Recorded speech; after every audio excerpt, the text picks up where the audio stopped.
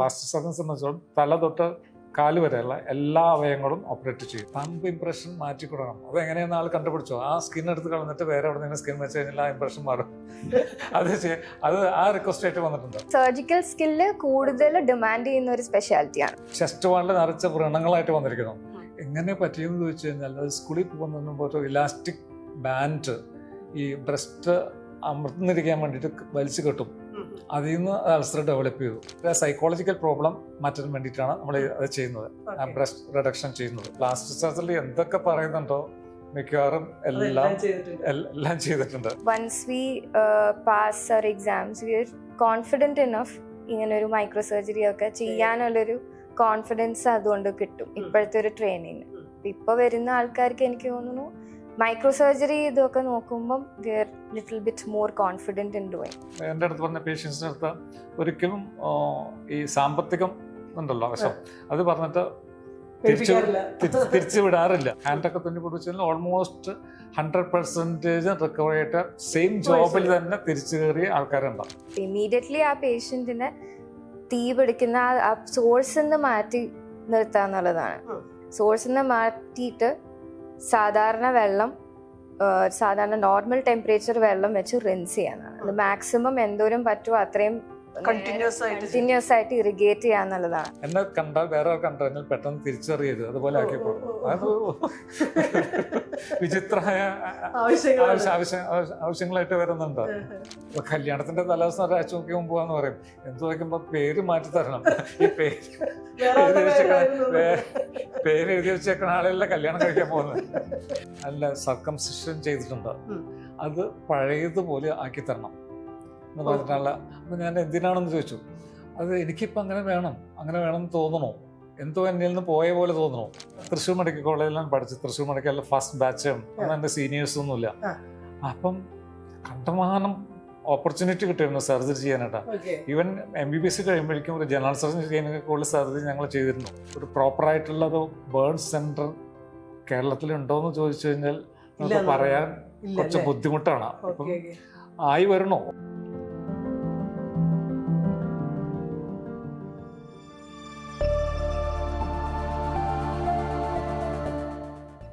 ആരോഗ്യരംഗത്തൊരു stand alone എന്ന് പറയാവുന്ന ഒരു ഡിപ്പാർട്ട്മെൻറ്റാണ് പ്ലാസ്റ്റിക് സർജറി എന്ന് പറയുന്നത്.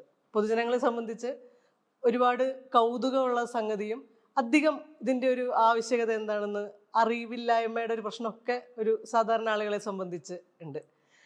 ഇക്കഴിഞ്ഞ ജൂലൈ 15 ലോക പ്ലാസ്റ്റിക് സർജറി ദിനമായിരുന്നു. ഇന്ന് നമുക്കൊപ്പം ഉള്ളത് കഴിഞ്ഞ 30 വർഷമായിട്ട് പ്ലാസ്റ്റിക് സർജറി രംഗത്ത് പ്രവർത്തിച്ചുകൊണ്ടിരിക്കുന്ന ഡോക്ടർ അനിൽജിത്തും അദ്ദേഹത്തിൻ്റെ മകളും പ്ലാസ്റ്റിക് സർജൻ തന്നെയായിട്ടുള്ള ഡോക്ടർ ഗോപികയുമാണ്. ഇതിലും ഒരു പ്രത്യേകതയുണ്ട്. രണ്ടുപേരും അച്ഛനും മകളും ഒരുപോലെ പ്ലാസ്റ്റിക് സർജൻസ് ആയിട്ടുള്ളതും ഒരു അപൂർവത തന്നെയാണ് കേരളത്തിലെന്ന് എനിക്ക് തോന്നുന്നു, അല്ലേ?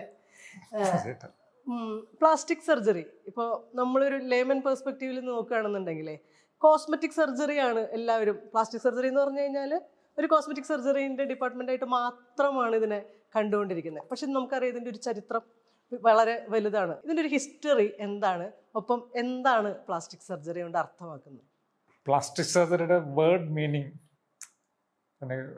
പ്ലാസ്റ്റിക്കോസ് എന്ന വേർഡിൽ നിന്നുണ്ടായിരിക്കുന്ന അത് മീൻസ് മോൾഡ്, അതായത് ഷേപ്പ് രൂപപ്പെടുത്തുക എന്നുള്ളതാണ്. അതിനാണ് പ്ലാസ്റ്റിക്കാണ്. അതിൽ പ്ലാസ്റ്റിക് ഉപയോഗിച്ചുകൊണ്ടല്ല പ്ലാസ്റ്റിക് സർജറി ചെയ്യുന്നത്. പിന്നെ പല മിഥ്യാധാരണകളുണ്ട് ഇന്നത്തെ പൊതുജനങ്ങളുടെ ഇടയിലും ഈവൻ ഡോക്ടേഴ്സിൻ്റെ ഇടയിലും. എന്താണ് പ്ലാസ്റ്റിക് സർജറി, അല്ലെ പ്ലാസ്റ്റിക് സർജറി എന്തൊക്കെ ചെയ്യും? ഇതിനൊരു ചരിത്രം തുടങ്ങുന്നതേ എപ്പോൾ തൊട്ടിട്ടൊക്കെ ആയിരിക്കും? നമ്മളുടെ നാട്ടിൽ ഭാരതത്തിൽ നിയർലി 400 BC സുശ്രുത മഹർഷിയാണ് പല കേസുകളും അത് തുടങ്ങി വെച്ചേക്കുന്ന ചരിത്ര റിപ്പോർട്ടുകളുണ്ട്, അതിന് തെളിവുകളുമുണ്ട്. അത് ആ മഹർഷി ആദ്യം ചെയ്തത് മൂക്ക് റീകൺസ്ട്രക്ഷൻ, അതുപോലെ ചെവി റീകൺസ്ട്രക്ഷൻ മുതലായവ കവിളിലെ ദശ ഉപയോഗിച്ച് ചെയ്തിരുന്നു. അത് പിന്നീട് അത് മോഡിഫൈ ചെയ്തിട്ടാണ് നമ്മളൊരു മീഡിയൻ ഫോർഹെഡ് ഫ്ലാപ്പ് എന്ന് പറയും. അതായത് നെറ്റിയിൽ നടുവിലുള്ള ദശ ഉപയോഗിച്ചിട്ട് ടോട്ടൽ മൂക്ക് റീകൺസ്ട്രക്ഷൻ, തികച്ചും അറ്റുപോയ മൂക്ക് നമ്മൾ പുനർനിർമ്മാണം നടത്തുന്ന അത് ഉപയോഗിച്ചിട്ടാണ്. ആ ടെക്നിക്കുകളാണ് ഇന്നിപ്പോൾ വേൾഡിൽ എല്ലായിടത്തും ഫോളോ ചെയ്യുന്നു. നമ്മളിപ്പോഴും അത് ഫോളോ ചെയ്യുന്നു. അത് തന്നെ നമ്മൾ തന്നെ ചെയ്യുന്നുണ്ട് ഇപ്പോൾ. അതേ രീതിയിലുള്ള ടെക്നിക്കാണ്. അതിൻ്റെ പ്രാഥമിക കാര്യങ്ങൾ എങ്ങനെ ചെയ്യണം, എന്ത് ചെയ്യണം, എങ്ങനെ പ്ലാൻ ചെയ്യണം, അങ്ങനത്തെ കാര്യങ്ങളെല്ലാം ഈവൻ സുശ്രുത മഹർഷി തന്നെ ഡിസ്ക്രൈബ് ചെയ്തിട്ടുണ്ട്, വിവരിച്ചിട്ടുണ്ട്. അതാണ് നമ്മൾ ഫോളോ ചെയ്യുന്നത്. പിന്നെ പ്ലാസ്റ്റിക് സർജറി എന്ന് വെച്ചാൽ ഒരു വലിയൊരു ഫീൽഡാണ്, ഒരു വാസ്റ്റ് ഫീൽഡ്. വെച്ചാൽ സാധാരണ ഒരു സർജൻ അല്ല നമ്മുടെ കാർഡിയക് സർജനോ ഇപ്പം എന്ന് വെച്ചാൽ കാർഡിയക് സർജറി മാത്രമേ ചെയ്യുള്ളൂ. അതുപോലെ തന്നെ ഓർഗൻ സ്പെസിഫിക് ആണ്. ഗ്യാസ്ട്രോജൻ ഗ്യാസ്ട്രോൻട്രോളജി മാത്രമേ ചെയ്യുള്ളൂ. പ്ലാസ്റ്റിക് സർജൻസ് എന്ന് വെച്ചാൽ തല തൊട്ട് കാല് വരെയുള്ള എല്ലാ അവയവങ്ങളും ഓപ്പറേറ്റ് ചെയ്യും. അതാണ് പ്ലാസ്റ്റിക് സർജറി ഒരു പ്രത്യേകത.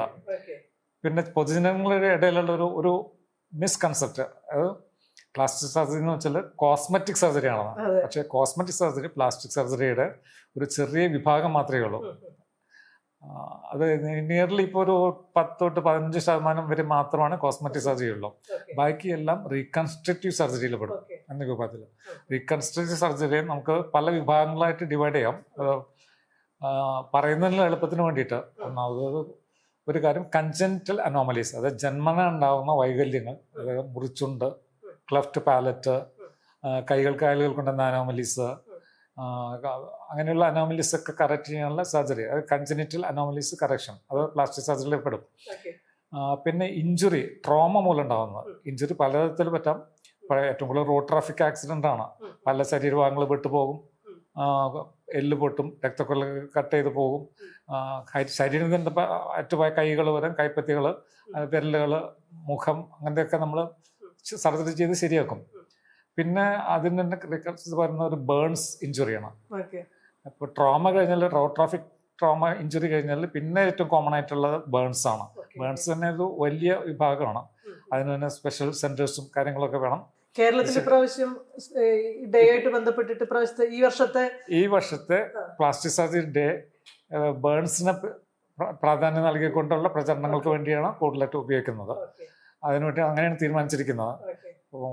ഒരു പ്രോപ്പറായിട്ടുള്ള ഒരു ബേൺ സെന്റർ കേരളത്തിൽ ഉണ്ടോയെന്ന് ചോദിച്ചു കഴിഞ്ഞാൽ നമുക്ക് പറയാൻ കുറച്ച് ബുദ്ധിമുട്ടാണ്. ഇപ്പം ആയി വരണു. ട്രിവാൻഡ്രം മെഡിക്കൽ കോളേജിൽ ഇപ്പോൾ പുതിയതായിട്ട് ഓപ്പൺ ചെയ്യുന്നുണ്ട്, അതുപോലെ കോട്ടയം മെഡിക്കൽ കോളേജിൽ. പിന്നെ പ്രൈവറ്റ് ഇൻസ്റ്റിറ്റ്യൂഷനിൽ ബേൺ സെന്റേഴ്സ് വളരെ വളരെ കുറവാണ്. അതിനൊരു പ്രാധാന്യം കൊടുക്കാൻ വേണ്ടിയിട്ടാണ് ഇപ്രാവശ്യം കേരള പ്ലാസ്റ്റിക് സർജൻസ് ശ്രമിച്ചുകൊണ്ടിരിക്കുന്നത്. ഗോപിക, അച്ഛൻ പ്ലാസ്റ്റിക് സർജനാണ്. അവര് ഈ ഡിപ്പാർട്ട്മെന്റ് തിരഞ്ഞെടുക്കാനുള്ള, ഈ ഒരു സ്പെഷ്യലൈസേഷനിലേക്ക് പോകാനുള്ള കാരണങ്ങൾ പലതുമായിരിക്കാം. അന്ന് അധികം കേരളത്തിൽ ഇത്തരം ആളുകൾ വരുന്നതിൻ്റെ ആ ഒരു തുടക്കകാലത്ത് തന്നെ ഈ സ്പെഷ്യലൈസേഷൻ തിരഞ്ഞെടുത്ത ആളാണ് ഡോക്ടർ അനിൽജിത്ത്. ഗോപിക എന്തുകൊണ്ടാണ് പ്ലാസ്റ്റിക് സർജറി തിരഞ്ഞെടുത്തത്? അഥവാ ഈ ഒരു ഫീൽഡിന്റെ പ്രത്യേകത എന്തായിട്ടാണ് തോന്നിയിട്ടുള്ളത്? ഫീൽഡിന്റെ എനിക്ക് പേഴ്സണലി കുറെ നാളായിട്ട് എനിക്ക് പ്ലാസ്റ്റിക് സർജറി എന്താന്ന് കൂടുതൽ അറിയായിരുന്നു.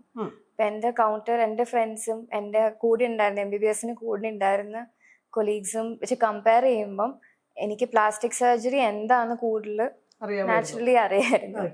അവരുടെ എല്ലാ കോൺഫറൻസിനും ഒക്കെ എല്ലാം അറ്റൻഡ് ചെയ്ത് എല്ലാ ടോക്സും ഒക്കെ കേട്ടിട്ട്, പിന്നെ പോരാത്തതിന് അച്ഛൻ്റെ തന്നെ കുറെ കേസ് ഫോട്ടോസും കേസ് സ്റ്റഡീസും ഒക്കെ പണ്ട് മുതല് വെറുതെ ചെറുതിലെ തൊട്ട ഫോട്ടോസ് ഇങ്ങനെ കാണുന്നുണ്ട്. ഇപ്പൊ മുറിച്ചുണ്ട്, അത് കൺജനൈറ്റൽ ഹാൻഡ് അനോമലീസ്, അതിന്റെ ഒക്കെ കറക്ഷൻസ് ഇങ്ങനെ കാണുന്നുണ്ട്. അപ്പൊ I new what was being done in plastic surgery. അപ്പോഴും MBBS പഠിക്കുന്ന ആ സമയത്തും എൻ്റെ ഫ്രണ്ട്സിനോട് ഞാൻ പറയുമ്പോൾ അവർക്കും ഒരു ഇതാണ്, പ്ലാസ്റ്റിക് എന്ന് പറഞ്ഞാൽ കോസ്മെറ്റിക് അല്ലേ, അപ്പൊ ഒരു ട്രോമ എങ്ങനെ ഡീൽ ചെയ്യും, ട്രോമ സർജറി അവിടെ അതെങ്ങനെ. പക്ഷെ I had A more clear concept അതിന് എങ്ങനെയാണ് പ്ലാസ്റ്റിക് സർജറി എന്ന്. പിന്നെ അതിന്റെ വെറൈറ്റി ഓഫ് കേസസ്. അപ്പം മൊത്തത്തിൽ നോക്കുമ്പോൾ എനിക്ക് എന്താണ് പ്ലാസ്റ്റിക് സർജറി എന്ന് മുൻപേ അറിയായിരുന്നു. പിന്നെ ഒരു കാര്യം കൂടി എനിക്ക് ക്ലിയർ ആയിരുന്നത്, നല്ല സ്കില്ല് വേണം ഇതിന്. അതെനിക്ക് പറ്റും.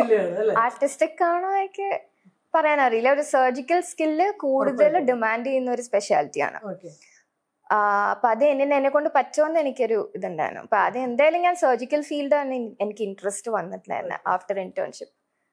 ഇപ്പൊ ജനറൽ സർജറിയുടെ സമയത്ത് we had plastic surgery postings. അവിടെ എന്നെ കംപ്ലീറ്റ് എക്സ്പോഷർ, അമൃതയിലായിരുന്നു ഞാൻ ജനറൽ സർജറി ചെയ്ത്. അവിടുത്തെ പ്ലാസ്റ്റിക് സർജറി ഡിപ്പാർട്ട്മെന്റിൽ ഓൾമോസ്റ്റ് ഇതേപോലെ എല്ലാ കേസസും കണ്ട് അവരെ അസിസ്റ്റ് ചെയ്ത്. പിന്നെ ഐ വാസ് പ്രിറ്റി ഷുവർ ഇത് തന്നെയാണ് എനിക്ക് ഇൻട്രസ്റ്റ് എന്നും കുഴപ്പമില്ലാതെ ചെയ്യാൻ പറ്റുന്ന ഒരു കോൺഫിഡൻസ് ഒക്കെ ആയി.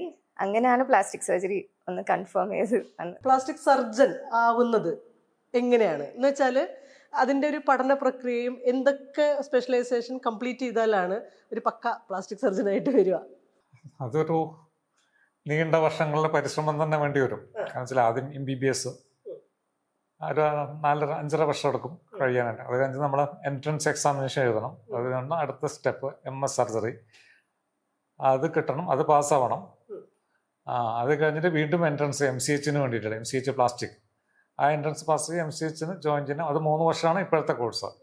അത് കഴിഞ്ഞ് 1 വർഷം ചില കോളേജുകളിൽ ബോണ്ട് ചെയ്യണം. അപ്പോൾ ഇത്രയധികം വർഷങ്ങൾ കംപ്ലീറ്റ് ചെയ്ത് കഴിഞ്ഞാൽ ഒരു പ്ലാസ്റ്റിക് സർജൻ ആവും. പിന്നെ ഒരു കാര്യമുള്ളത്, MBBS കഴിഞ്ഞിട്ട് ഇപ്പം DNB എന്ന് പറയും, ഡിപ്ലോമേറ്റ് ഓഫ് നാഷണൽ ബോർഡ്, അവർ അവാർഡ് ചെയ്യുന്ന ഡിഗ്രി ഉണ്ട്. അത് എടുത്തു കഴിഞ്ഞാലും പ്ലാസ്റ്റിക് സർജൻ ആവാം. അത് MBBS കഴിഞ്ഞവർക്ക് 6 വർഷത്തെ കോഴ്സും ഇപ്പോൾ MS കഴിഞ്ഞവർക്ക് 3 വർഷത്തെ കോഴ്സുമാണ്. അത് ചില പ്രൈവറ്റ് വലിയ ഹോസ്പിറ്റൽ, കോർപ്പറേറ്റ് ഹോസ്പിറ്റലുകളും ചില പ്രൈവറ്റ് ഹോസ്പിറ്റലും കണ്ടക്ട് ചെയ്യുന്നുണ്ട്. അവിടുന്ന് പാസ്സായാലും പ്ലാസ്റ്റിക് സർജൻ ആവും. ഇതാണ് ശരിക്കും റിയൽ ക്വാളിഫൈഡ് പ്ലാസ്റ്റിക് സർജൻ. ഇപ്പം നമ്മൾ പല അഡ്വർടൈസ്മെന്റുകളിലും സ്വയം പ്ലാസ്റ്റിക് സർജൻ എന്ന് വിശേഷിപ്പിക്കുന്നവരും പലരും കാണാറുണ്ട്. അത് എങ്ങനെയാണെന്ന് എനിക്ക് മുഴുവൻ കൃത്യമായിട്ട് പറയാൻ പറ്റില്ല. ഇപ്പൊ ടോട്ടൽ പ്ലാസ്റ്റിക് സർജറി കേരളത്തിൽ എടുത്തു കഴിഞ്ഞാൽ നിയർലി ഏകദേശം 200ഓളം പേരേ ഉള്ളൂ ഇപ്പം ആക്റ്റീവായിട്ട് പ്ലാസ്റ്റിക് സർജറി.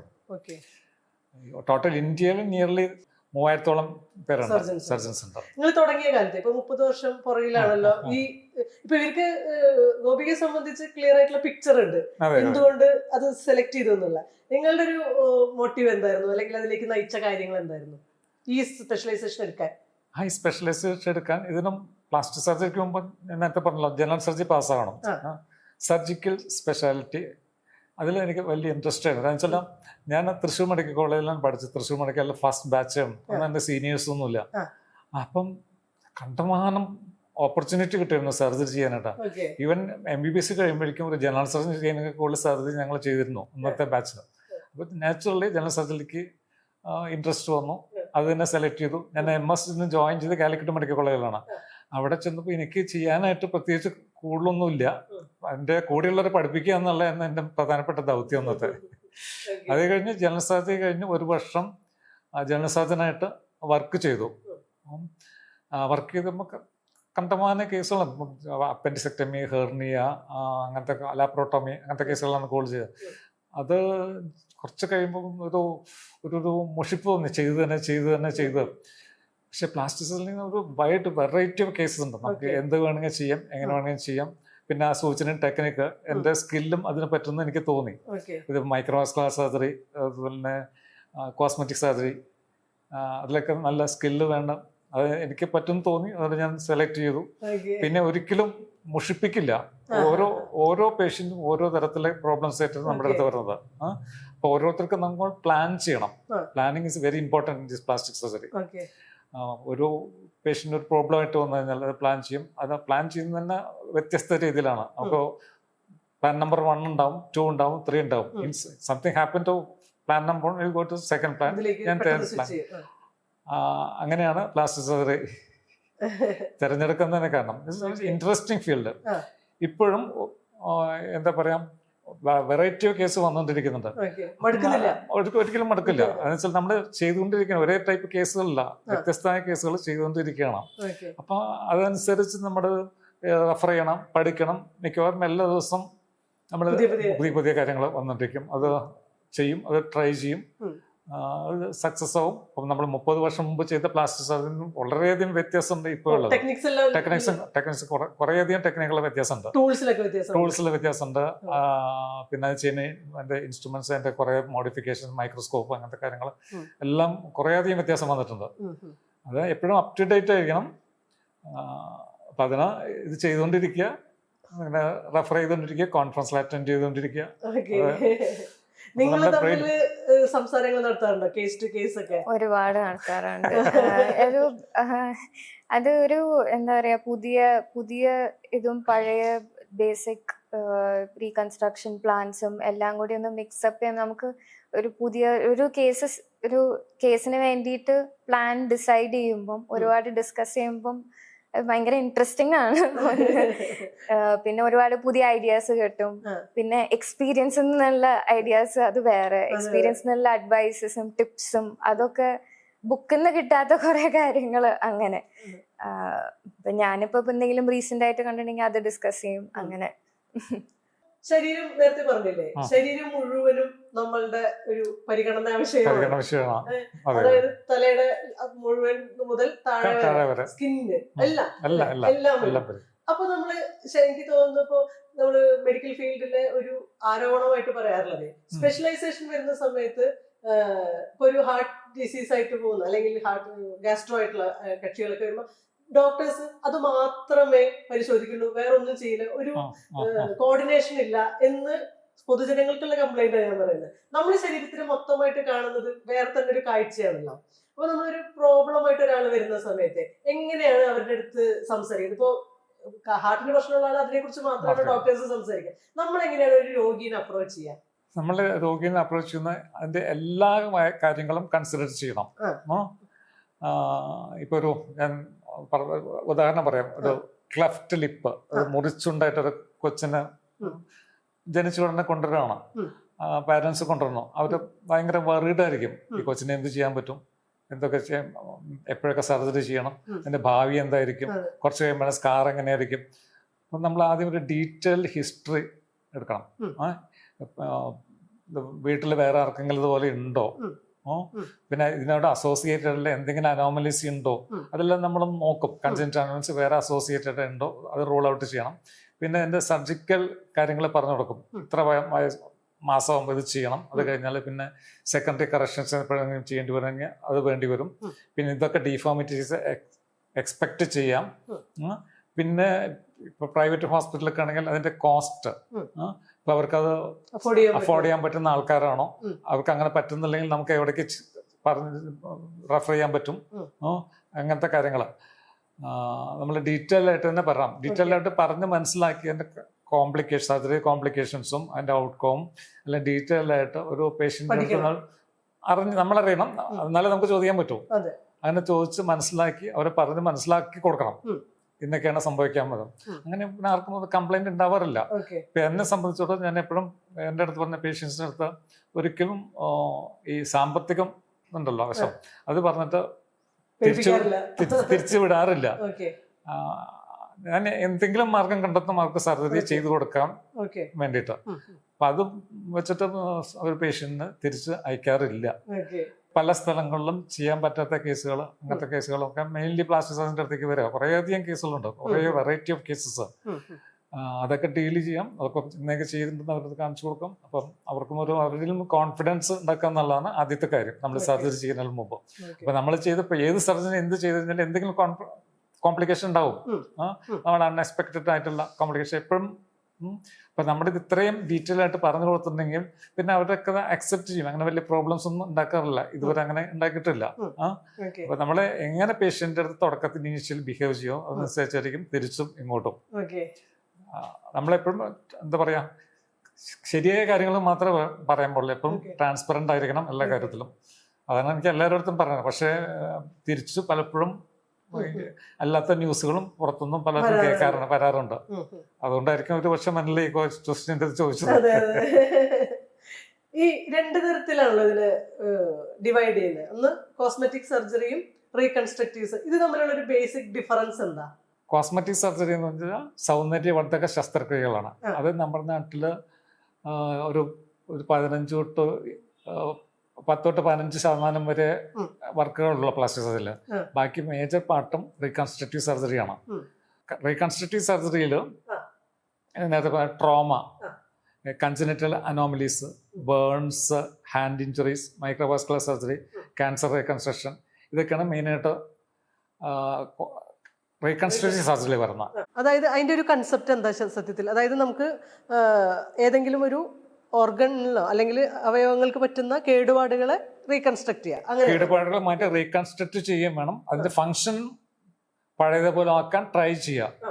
എല്ലാ കേസിലും അങ്ങനെ ചെയ്യാൻ പറ്റിയെന്നിരിക്കില്ല. ഇങ്ങനെ വിരലുകളൊക്കെ അറ്റുപോയ കേസുകളൊക്കെ നമ്മൾ ഇഷ്ടം പോലെ കേൾക്കുമ്പോൾ വാർത്തകളും കണ്ടിട്ടുണ്ട്. തുന്നിപ്പിടിപ്പിച്ചു എടുത്തുകൊണ്ടുപോയി. അത് എത്രത്തോളം സക്സസ്ഫുൾ ആണ് അങ്ങനെ ചെയ്യുന്നത്? പഴയ മാതിരി തന്നെ നമുക്ക് പ്രവർത്തിക്കാൻ പറ്റുന്ന രീതിയിലാവുമോ? അതിന്റെ ഒരു ഇമ്മീഡിയസിന്റെ ഒരു കാര്യം കൂടി ഞാൻ ചെയ്യണം. എത്രത്തോളം സ്പീഡിൽ അത് ചെയ്യണം എന്നും കൂടി. അത് ശരീരത്തിൽ ഇപ്പം ഒരു വിരൽ അറ്റുപോയെന്ന് വരയ്ക്കുക, എന്തെങ്കിലും ആക്സിഡന്റ് പറ്റിയിട്ട് അല്ലെങ്കിൽ കട്ട് ഇഞ്ചുറി, മെയിൻലി മെഷീനറി കൊണ്ട് കൂടുതൽ പറ്റുന്നത്. അത് പറ്റിക്കഴിഞ്ഞ് കഴിഞ്ഞാൽ നമ്മളൊരു കഴിയുന്നതും വേഗം ഒരു 6 to 8 hours തുന്നി പിടിപ്പിച്ചു കഴിഞ്ഞാൽ അത് പൂർണ്ണമായിട്ട് പിടിക്കും. പിന്നെ അതിൻ്റെ ഫങ്ഷനെ പറ്റി പറയുകയാണെങ്കിൽ അത് ഏത് ലെവലിൽ വെച്ചിട്ടാണ് പോയത്, എന്തൊക്കെ ഇഞ്ചുറി പറ്റിയിട്ട് കൂടുതൽ ഇഞ്ചുറി പറ്റിയ അതനുസരിച്ചേക്കും എൻ്റെ ഫങ്ഷൻ, പ്രവർത്തന ശേഷി. മിക്കവാറും വിരലുകൾ നമുക്ക് അതിൻ്റെ ബേസിൽ വെച്ച് പോയിട്ട് തുന്നി പിടിപ്പിക്കും, അല്ലെങ്കിൽ ടിപ്പിൽ വെച്ച് പോയത് തുന്നി പിടിപ്പിക്കും, ചിലപ്പോൾ ഹാൻഡ് തുന്നി പിടിപ്പിക്കും, അതൊക്കെ ചെയ്യും. അതൊക്കെ മണിക്കൂറുകളോളം നീണ്ടു നിൽക്കുന്ന സർജറിയാണ്. ഹാൻഡൊക്കെ തുന്നി പിടിപ്പിച്ചാൽ ഓൾമോസ്റ്റ് 100% റിക്കവർ ആയിട്ട് സെയിം ജോബിൽ തന്നെ തിരിച്ചു കയറിയ ആൾക്കാരുണ്ടാവും. ഇപ്പം കൊണ്ടുവരുന്ന പാർട്ട് ക്രഷ്ഡ് ആണെങ്കിൽ, ചതവ് പറ്റിയിട്ടുണ്ട്, അല്ലെങ്കിൽ കണ്ടാമിനേറ്റഡ് ആണ്, ചിലപ്പോൾ ഗ്രീസ്, ഓയിൽ, മഡ് അതൊക്കെ ഉണ്ടെങ്കിൽ പിടിക്കാനുള്ള ചാൻസ് കുറച്ച് കുറവാണ്. അതെ, പ്രിസർവ് ചെയ്ത് നമ്മൾ കൊണ്ടുവരണം. ആ കട്ടായ ഭാഗം കൂടുതൽ ക്രഷ് ചെയ്യുമോ അങ്ങനെ എന്തെങ്കിലും കണ്ടാമിനേറ്റ് ആവുക ചെയ്തിട്ടുണ്ടെങ്കിൽ പിടിക്കാനുള്ള ചാൻസ് കുറവാണ്. ക്ലീൻ കട്ടാണെങ്കിൽ ഹൈ ചാൻസ് കിട്ടാനുള്ള ചാൻസ്. ഞാൻ ഒരു അവയർനെസ് പാർട്ടും കൂടെ വെച്ചിട്ട് ചോദിക്കുകയാണ്, ഇങ്ങനെ ഒരു ഇഞ്ചുറി ഉണ്ടായിന്ന് വിചാരിക്കുക ഒരാൾക്ക്, അപ്പൊ ഇമ്മീഡിയറ്റ് ആയിട്ട് എന്താ ചെയ്യേണ്ടത്? അതിന്റെ കൂടെയുള്ള ആളുകൾ എങ്ങനെയായിരിക്കണം ഇത് കൊണ്ട് വരികയൊക്കെ ചെയ്യേണ്ടത്? എങ്ങനെയാ അത് വിട്ടുപോയ പാർട്ട് ബോഡിയിലെ കയ്യോ കാലോ മൂക്കോ എവിടെ ഏതായാലും അത് നമ്മളൊരു സാധാരണ ഒരു പ്ലാസ്റ്റിക് കവറിൽ വെക്കുക. അത് സീൽഡ് പ്ലാസ്റ്റിക് കവർ സീൽ ചെയ്യുക. എന്നിട്ട് ഇത് ഒരു ഐസ് ബോക്സിൽ വെക്കുക. എന്നിട്ട് കഴിയുന്ന വേഗം ഇത് ചെയ്യണ സെന്റേഴ്സിലേക്ക് എത്തിക്കുക, പേഷ്യന്റിനെ കൂടെ എത്തിക്കുക. അങ്ങനെയാണ് എത്തിക്കേണ്ടത്. അതല്ലാതെയും കൊണ്ടുവരുന്ന കുറെ ആൾക്കാരുണ്ട്, വെറുതെ ഐസിൽ വെച്ചിട്ട് കൊണ്ടുവരുന്നത്. ഡയറക്റ്റ് ഐസ് കോണ്ടാക്ട് വരുന്ന ഒരു കോമൺ മിസ്റ്റേക്ക് ആണ് എപ്പോഴും നമ്മൾ കാണുന്ന. ഡയറക്റ്റ് ആയിട്ട് ഐസിൽ കോണ്ടാക്ട് വരാതിരിക്കുന്നത്. കവറിൽ വെച്ചതിന് ശേഷം അത് പറ്റുമെങ്കിൽ ഒരു വൃത്തിയായിട്ടൊരു തുണി, ഒരു ഗോസ് പോലെ, നമ്മുടെ സർജിക്കൽ ഗ്ലൗസ് ആണ്, ഗോസ് പീസ് ആണ് പറയുന്നത്, ക്ലീൻ ആയിട്ടുള്ള അത് കുറച്ച് വെറ്റാക്കി അതൊന്ന് റാപ്പ് ചെയ്ത് എന്നിട്ട് അതൊരു പ്ലാസ്റ്റിക് ബാഗിന് ആക്കിയതിന് ശേഷം ഐസിൽ വെക്കുക എന്നുള്ളതാണ്. പക്ഷെ ഇങ്ങനെ തിരിച്ച് ഐസിൽ വെക്കുന്നത് കേസുകൾ വരാറുണ്ട്, ചെയ്യാറുണ്ട്. അങ്ങനത്തെ കേസുകളാണോ കോമൺ? ഈ ട്രോമ കേസുകളില് ഇങ്ങനെ അറ്റുപോയ കേസുകളാണോ? അത് പറയേണ്ട പകുതി മുറിവായിട്ട് പറ്റിയത് ടെൻഡൻ. ഓരോ ഹാൻഡിനെ സംബന്ധിച്ചിടത്തോളം അതിൽ സ്കിൻ ഉണ്ട്, അതിൻ്റെ ഇടയിലെ വള്ളികൾ എന്ന് പറയും, ടെൻഡൻ എന്ന് പറയും. അതായത് നമ്മൾ മസില് ജോയിന്റിലേക്ക് അറ്റാച്ച് മൂവ് ചെയ്യാൻ വേണ്ടിയുള്ള ടെൻഡൻസ് ഉണ്ട്. പിന്നെ നെർവ്സ് ഉണ്ട്, അത് സെൻസേഷൻ കണ്ടക്ട് ചെയ്യുന്ന ഇലക്ട്രിക് ഫൈബേഴ്സ് പോലത്തെ സംഭവമാണ് നെർവ്സ്, അതുണ്ട്. ബോണുണ്ട്. ഇതൊക്കെ എല്ലാം ഇഞ്ചുറി വരാം. അതിനെല്ലാം നമ്മൾ ഇത് ചെയ്യുന്നതാണ്, ഹാൻഡ് സർജൻസ് ചെയ്യും, ഇതെല്ലാം ചെയ്യും. പഴയ നിലയ്ക്ക് ഫങ്ഷണൽ വരത്തക്ക വിധത്തിൽ ചെയ്യും. ഒരു വിരൽ വിട്ടുപോയി അത് പറ്റില്ലെങ്കിൽ, ചെയ്യാൻ പറ്റില്ലെങ്കിൽ അത് ക്ലോസ് ചെയ്യാൻ ശ്രമിക്കും. അത് ക്ലോസ് ചെയ്യാൻ തന്നെ പലതരത്തിലുള്ള മെത്തേഡുകളുണ്ട്.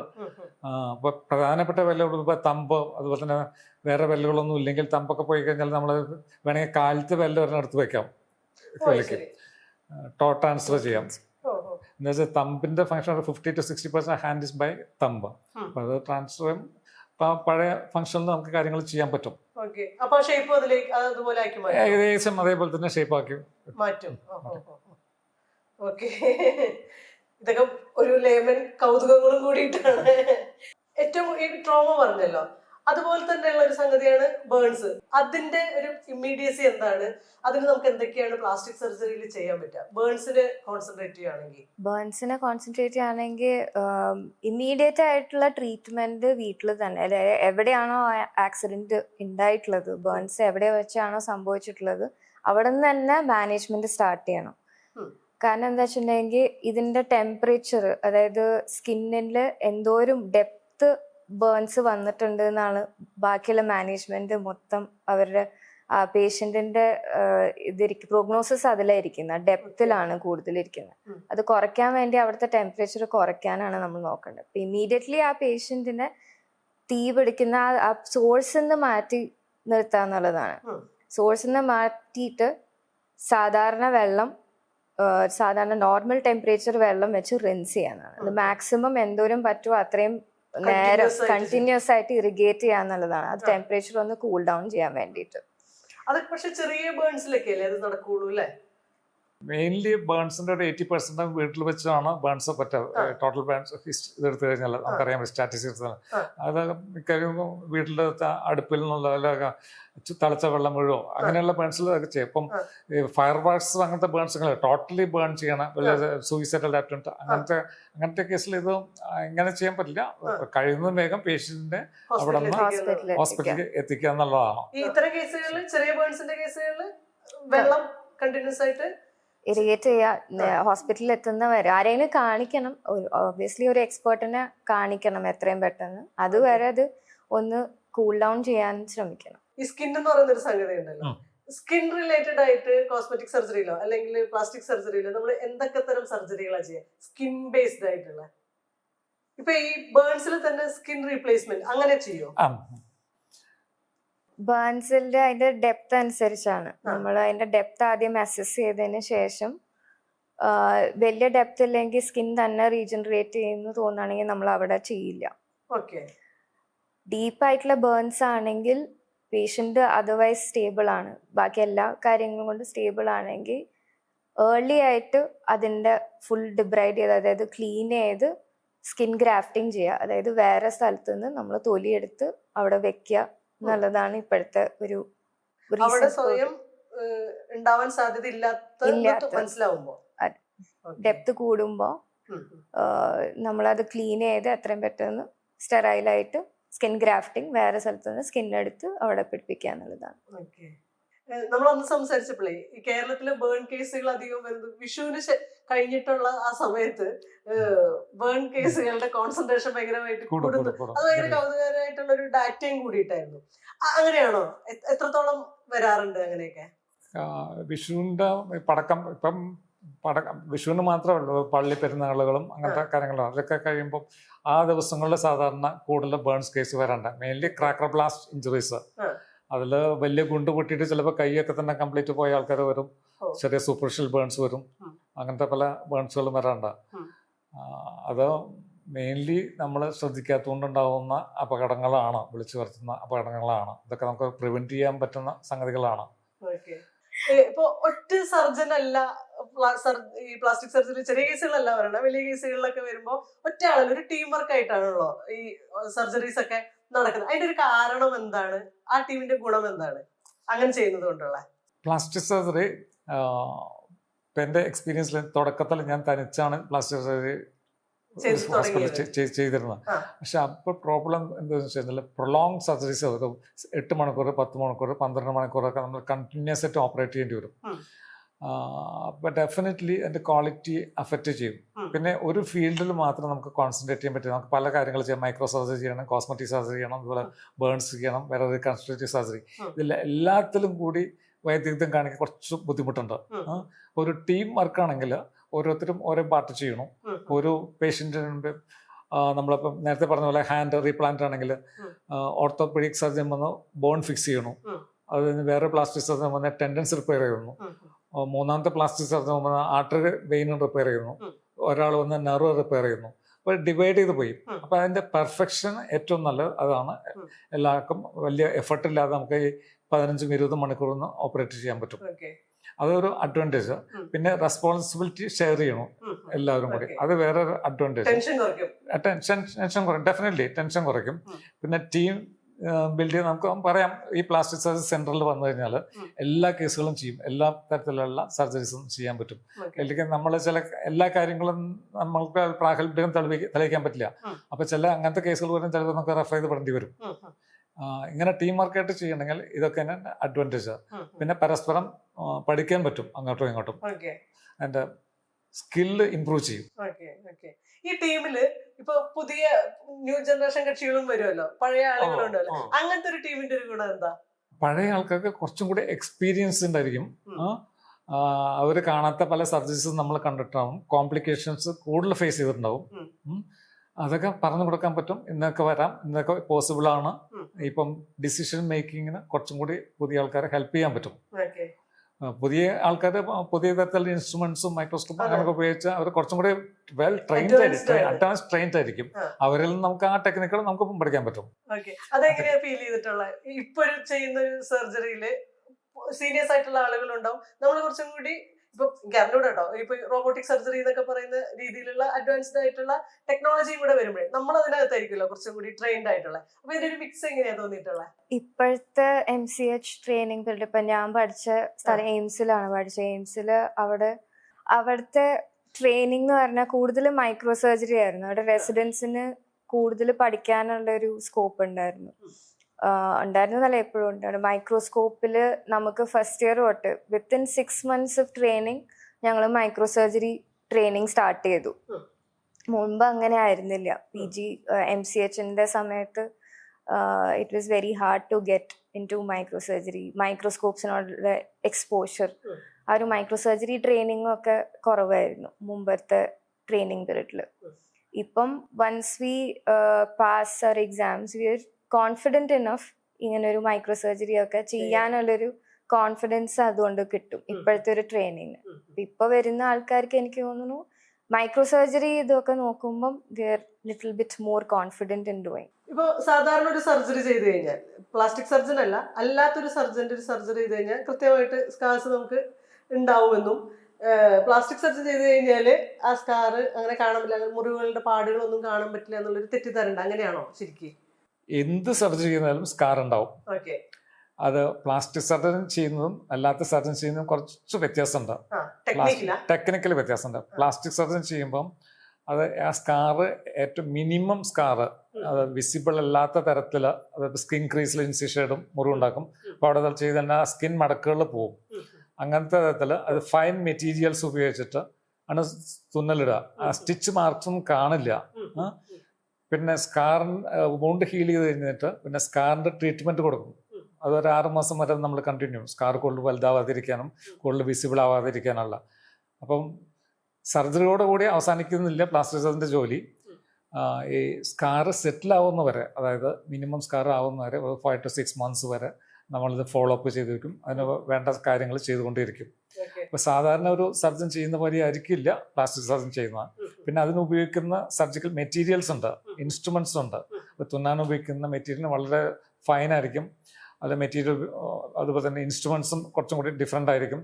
അതൊക്കെ കുറച്ചൊരു സാധാരണയേക്കാളും കുറച്ചും കൂടി എക്സ്പെൻസീവ് ആയിരിക്കും. അതുകൊണ്ടാണ് പ്ലാസ്റ്റിക് സർജറി ചെയ്യുമ്പം ഈ ചെറിയ മുറിവ് തുന്നുന്നതിന് പോലും സാധാരണ സർജറി ചെയ്യാനൊക്കെ കൂടുതൽ ചിലവ് വേണ്ടി വരുന്നത്. സാധാരണ നമ്മൾ ഈ ഉപയോഗിക്കുന്ന മെറ്റീരിയൽസ്, അതിന് എടുക്കുന്ന ടൈം. സാധാരണ സർജൻ ഒരു 3 സ്റ്റിച്ച് ഇടുന്ന സ്ഥലത്ത് നമ്മൾ ചിലപ്പോൾ 10-15 സ്റ്റിച്ചസ് ഇടും. അതിനുപയോഗിക്കുന്ന മെറ്റീരിയലും ഡിഫറെൻ്റ് ആണ്. കൂടുതൽ ടൈം സ്പെൻഡ് ചെയ്യേണ്ടി വരും, അതിനുശേഷം ടൈം സ്പെൻഡ് ചെയ്യേണ്ടി വരും. അപ്പം നാച്ചുറലി ഇതിന്റെ കോസ്റ്റും കുറച്ച് ഹയർ ലെവലായിരിക്കും. അങ്ങനെയാണെന്നുണ്ടെങ്കിൽ ഇത് തമ്മിൽ കമ്പൈൻ ചെയ്തിട്ട് ഒരു സംവിധാനം ഹോസ്പിറ്റലുകളിൽ ഉണ്ടാവുന്നത് നല്ലതല്ലേ? അതായത് ഇങ്ങനെ അല്ലാത്ത സർജറി ചെയ്യുമ്പോഴുള്ള ഇതിന്റെ ഈ പ്ലാസ്റ്റിക് സർജറിയും കൂടി ഇതിനകത്തേക്ക് ഇൻകോർപ്പറേറ്റ് ചെയ്യുകയാണെന്നുണ്ടെങ്കിൽ രോഗിയെ സംബന്ധിച്ച് അതൊരു അഡ്വാൻറ്റേജ് അല്ലേ? അങ്ങനെ ചെയ്യാറുണ്ടോ? മറ്റ് സർജറികൾക്ക് നമ്മളുടെ ഹെൽപ്പ് ചോദിക്കാറുണ്ട്, പലപ്പോഴും ചോദിക്കാറുണ്ട്. പലപ്പോഴും അവസാനത്തെ സ്കിൻ സൂച്ചറിങ് അങ്ങനത്തെ ടെക്നിക്കുകളുണ്ടോ? ഇപ്പൊ ജനറൽ സർജൻസ് ചെയ്യുമ്പോൾ പ്ലാസ്റ്റിക് സർജറി ചെയ്യണം, പ്ലാസ്റ്റിക് സർജൻ റിപ്പയർ ചെയ്യണം എന്ന് പറഞ്ഞാൽ നമ്മൾ ചെയ്യും, ഹാൻഡ് ഓവർ ചെയ്യും. അവസാനത്തെ നമ്മൾ ചെയ്യാം, സ്കിൻ ഇൻസിഷൻ അങ്ങനെ ചെയ്യുന്നുണ്ട്. ഇൻസിഷൻ പ്ലാനിങ്ങിനും വിളിക്കാറുണ്ട്, അതായത് അത് ലെസ് വിസിബിൾ ആക്കി ചെയ്യാൻ പറ്റുമോ എന്നുള്ളത്. കോസ്മെറ്റിക് സർജറി എന്ന് പറയുന്നത് ഒരു വലിയ ഏരിയയാണ്. ഒരുപാട് തരത്തിലുള്ള പ്രശ്നങ്ങളും ഒരുപാട് തരത്തിലുള്ള കറക്ഷൻസും നടക്കുന്ന ഒരു സംഗതിയാണ്. സൗന്ദര്യവർദ്ധകമായിട്ടുള്ള പരിപാടി എന്നാണ് വെക്കുന്നത് ആളുകൾ വിചാരിക്കുന്നത്. പക്ഷെ അതിനെക്കാട്ടിലും വിപുലമായിട്ടുള്ള ഒരുപാട് കാര്യങ്ങൾ ഇൻകോർപ്പറേറ്റ് ചെയ്തിട്ടുള്ള ഒരു മേഖലയും കൂടിയിട്ട്. എന്തൊക്കെയാണ് ജനറലി ഒരു കോസ്മെറ്റിക് സർജറിയുടെ കീഴിൽ വരുന്ന കാര്യങ്ങൾ? കോസ്മെറ്റിക് സർജറി അല്ലെങ്കിൽ സൗന്ദര്യവർദ്ധക ശസ്ത്രക്രിയ എന്ന് പറയും. ശരിക്കും പറഞ്ഞു കഴിഞ്ഞാൽ ശരിക്കൊരു ഡിവിഷൻ റീകൺസ്ട്രക്റ്റീവ് സർജറി കോസ്മെറ്റിക് സർജറിയും തമ്മിൽ ചില കേസുകളിൽ ഉണ്ടാവാറില്ല. പ്യുവർ കോസ്മെറ്റിക് സർജറി എന്ന് പറഞ്ഞാൽ വളരെ കുറച്ചേ ഉള്ളൂ. ശരിക്കും നമ്മൾ അനലൈസ് ചെയ്യണം, ഓരോ കേസും അനലൈസ് ചെയ്യണമെങ്കിൽ പ്യുവർ കോസ്മെറ്റിക് സർജറി വളരെ കുറച്ചേ ഉള്ളൂ. കോസ്മെറ്റിക് സർജറി ഈ സൗന്ദര്യം വർദ്ധിപ്പിക്കാൻ വേണ്ടി ചെയ്യുന്നത് മെയിനായിട്ട് നമ്മുടെ നാട്ടിൽ ഇപ്പോൾ ഏറ്റവും കൂടുതൽ ചെയ്യുന്നത് പുരുഷന്മാരിലുണ്ടാകുന്ന സ്ഥാന വളർച്ച അല്ലെങ്കിൽ ഗൈനക്കോമാസ്റ്റിയ എന്ന് പറയും. അങ്ങനത്തെ കേസുകളാണ് ഇപ്പോൾ കൂടുതലായിട്ട് വരുന്നത്. അത് ഒരു ഇഷ്യൂ ആണ്. ഇപ്പം ഞാൻ പഠിച്ചിരുന്ന കാലത്ത്, നമ്മൾ തുടങ്ങിയ കാലത്തൊക്കെ വളരെ കുറച്ച് കേസുകൾ ഉണ്ടായിരുന്നുള്ളൂ. ഇപ്പം ഏറ്റവും കൂടുതൽ ചെയ്യുന്ന കേസ് കോസ്മെറ്റിക് സർജറി അതാണ്. അതിന് പല കാരണങ്ങളുണ്ട്. അഡോൾസൻ പീരീഡിലാണ് ഇത് ഗ്രോത്ത് കൂടുതൽ. അത് കുട്ടികൾക്കത് പ്രശ്നമായിട്ട് മാറും. സ്കൂളിൽ പോകാനുള്ള പ്രശ്നം, ഷർട്ട് വരാനുള്ള പ്രശ്നം, അങ്ങനത്തെ കുറേ സൈക്കോളജിക്കൽ ഇഷ്യൂസ് ഉണ്ട്. അപ്പം അതിന് നമ്മൾ കോസ്മെറ്റിക് സർജറി മുഴുവൻ പറയാൻ പറ്റില്ല. അതുകൊണ്ടാണ് ഞാൻ തുടക്കം തന്നെ പറഞ്ഞത്, ഇത് തമ്മിലൊരു ക്ലിയർ സെപ്പറേഷൻ പറ്റില്ല എന്നുള്ള കാര്യം. അപ്പം മെയിൻലി അവർക്ക് ചെയ്യുന്ന അവരുടെ സൈക്കോളജിക്കൽ പ്രോബ്ലം മാറ്റാൻ വേണ്ടിയിട്ടാണ് നമ്മൾ അത് ചെയ്യുന്നത്. ബ്രസ്റ്റ് റിഡക്ഷൻ ചെയ്യുന്നത്, ഗൈനക്കോമാസ്റ്റിയ സർജറി ചെയ്യുന്നത്. അത് ചെയ്തു കഴിഞ്ഞാൽ അവരെ ആ സൈക്കോൾ പ്രോബ്ലം എല്ലാം മാറിക്കിട്ടും. അല്ലാതെ ബ്രസ്റ്റ് വലുതായി അവിടെ ഇരുന്നുകൊണ്ട് ഫിസിക്കലി ആരോഗ്യ പ്രശ്നങ്ങൾ ഒന്നും ഉണ്ടാക്കില്ല. അപ്പൊ ചിലർ നടക്കുന്ന കാണാറുണ്ട് വലിയ ബ്രസ്റ്റ്, മെയിൽ ബ്രസ്റ്റ് ആയിട്ട്. അവർക്കൊരു പ്രശ്നമില്ല, പ്രശ്നം ഒന്നും ചെയ്യണ്ട, ഒന്നും സംഭവിക്കില്ല. ഫിസിക്കലി ഒന്നും പ്രശ്നം ഉണ്ടാക്കില്ല. ശരി, സൈക്കോളജിക്കൽ പ്രോബ്ലം ആണ്. അപ്പൊ പ്യൂർലി അത് കോസ്മെറ്റിക് ആണെന്ന് പറയാൻ കുറച്ച് ബുദ്ധിമുട്ടുണ്ട്. അങ്ങനത്തെ കേസുകൾ അറ്റൻഡ് ചെയ്തിട്ടില്ലേ? അങ്ങനത്തെ കേസുകൾ, അതെ അതെ, അതിന്റെ ഒരു അനുഭവം എന്താ? അങ്ങനത്തെ കേസുകൾ മെയിനിലായിട്ട് ഞാൻ പറഞ്ഞല്ലോ, സ്കൂളിൽ പോകുമ്പോൾ ഉണ്ടാകുന്ന പ്രശ്നങ്ങൾ, കുട്ടികളായിട്ടുള്ള പ്രശ്നം, ഹോസ്റ്റലിൽ താമസിക്കുമ്പോഴുള്ള പ്രോബ്ലംസ്, പിന്നെ അമ്പലത്തിൽ പോകാൻ പറ്റില്ല, ഷർട്ട് അഴിക്കാൻ പറ്റില്ല, പിന്നെ ചിലർക്ക് ജിമ്മിൽ പോകാൻ പ്രശ്നങ്ങൾ, അതൊക്കെ ഒരു ഡിപ്രസ് സ്റ്റേജിലേക്ക് കുട്ടികൾ നീങ്ങും. കുട്ടികളും ചിലപ്പോൾ മുതിർന്നവരും അങ്ങനെ നീങ്ങും. അത് ചില ഇൻട്രസ്റ്റിംഗ് കേസുകൾ ചിലത് വരുന്നുണ്ട്. ഒരു കുട്ടിയെ ഒരു പ്രാവശ്യം ഇതിനു വേണ്ടി വന്നാണ് ചെസ്റ്റ് വാളിൽ നിറച്ച വ്രണങ്ങളായിട്ട് വന്നിരിക്കുന്നു. എങ്ങനെ പറ്റിയെന്ന് ചോദിച്ചു കഴിഞ്ഞാൽ, അത് സ്കൂളിൽ പോകുന്നതിന് മുമ്പ് ഒരു ഇലാസ്റ്റിക് ബാൻഡ് ഈ ബ്രസ്റ്റ് അമർന്നിരിക്കാൻ വേണ്ടിയിട്ട് വലിച്ചു കെട്ടും. അതിൽ നിന്ന് അൾസർ ഡെവലപ്പ് ചെയ്തു. അതിന് വേണ്ടിയിട്ട് വന്നിരിക്കുന്നത്. അപ്പോൾ ഒരു ബാൻഡ് പോലെ ഇങ്ങനെ ഒരു അൾസർ, ഒരു പാടുണ്ടായിരുന്നു. അപ്പം കൊച്ചിൻ്റെ ഇത് ആരും മനസ്സിലാക്കുന്നില്ല, ആരടുത്തും പറയുന്നില്ല. കേട്ടവർ തന്നെ അവർക്ക് എന്താ ചെയ്യേണ്ടതെന്ന് അറിയില്ല. മനസ്സിൽ നമ്മൾ ബ്രസ്റ്റ് റെഡ്യൂസ് ചെയ്ത് കൊടുത്തു, ഹാപ്പി ആയി പോയി. അങ്ങനെ പല അനുഭവങ്ങളും ഉണ്ട്. സ്ത്രീകളിലുണ്ട്. ചില പെൺകുട്ടികൾക്ക് ബ്രസ്റ്റ് എൻലാർജ്മെന്റ്, അത് വലിയ മാക്രോമാസ്റ്റിയ എന്ന് പറയും. സാധാരണ ബോഡി പ്രൊപ്പോർഷനേക്കാൾ കൂടുതലായിട്ട് വളർന്നു വരും.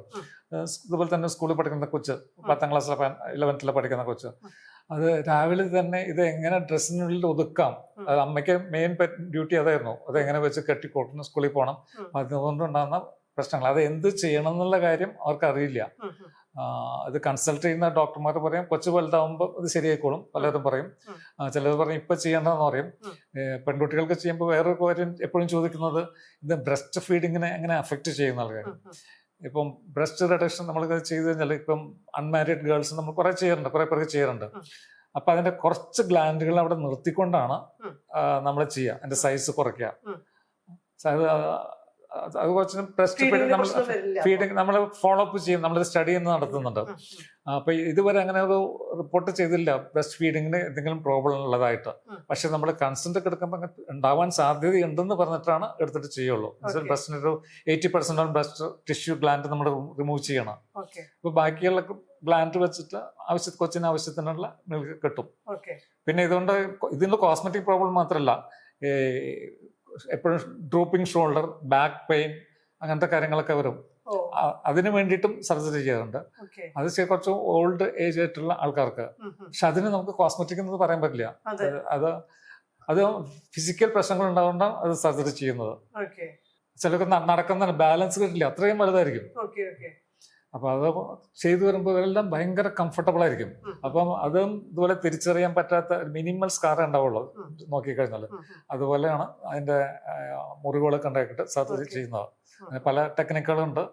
അപ്പൊ അതും വെച്ചൊരു ആർട്ടിസ്റ്റിക് അപ്രോച്ച് വേണം. അതിന്റെ സൈസ് എത്ര വേണം, ബോഡി പ്രൊപ്പോർഷണൽ സൈസ് എത്ര വേണം, നിപ്പിൾ ഏരിയകളെ ഏത് പൊസിഷനിലായിരിക്കണം, അത് എങ്ങോട്ട് ഡയറക്റ്റ് ചെയ്യണം, എത്രത്തോളം പ്രൊജക്ഷൻ വേണം, അത് നമുക്കൊരു ഇമാജിൻ ചെയ്യാൻ പറ്റണം, നമുക്കൊരു പ്ലാൻ ചെയ്യാൻ പറ്റണം.